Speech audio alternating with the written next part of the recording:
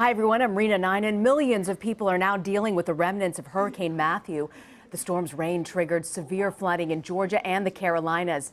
There are aerials you see right here from Fayetteville, North Carolina, showing parts of the town underwater. Some areas got more than a foot of rain. The hurricane is being blamed for more than a dozen deaths in the U.S., many of them in North Carolina.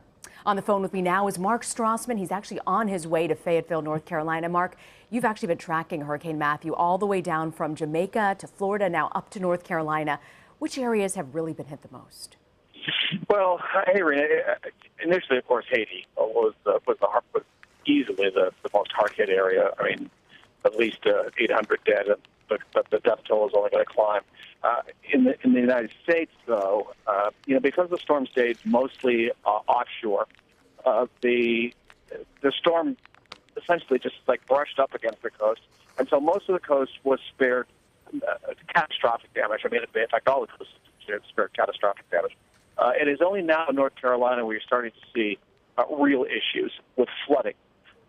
Flooding in major cities in North Carolina, such as Wilmington, Raleigh, and now Fayetteville too. And it's bad. They've had more than 900 boat rescues.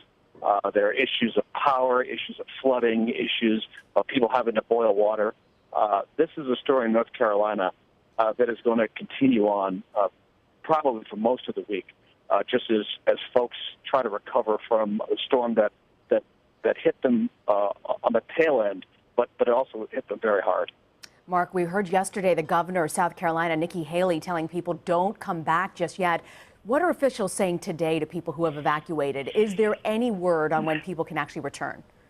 Well, we were in Charleston, South Carolina this morning, and the curfew was lifting at 8 o'clock. And I tell you, as we were driving out of the city, there was a long line of traffic of folks driving back, and some of them were pulling trailers. And clearly, this was a caravan of cars, a long caravan of people returning to a city that they had been told to leave.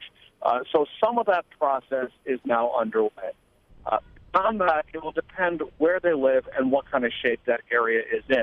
In some places, it's just not safe to go back yet. I mean, if you have down power lines, it's probably and standing water. That's not a good combination. It's not a good idea to go back. So, what's the biggest threat right now, Mark?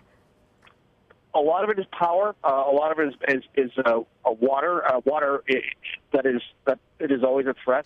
I suppose as the storm offshore, the Outer Banks is still to some degree. It's going to be flash flooding and inland flooding as well. So it's not over yet. I mean, it's all okay in Florida and Georgia, but in North Carolina, it is still an issue that goes on.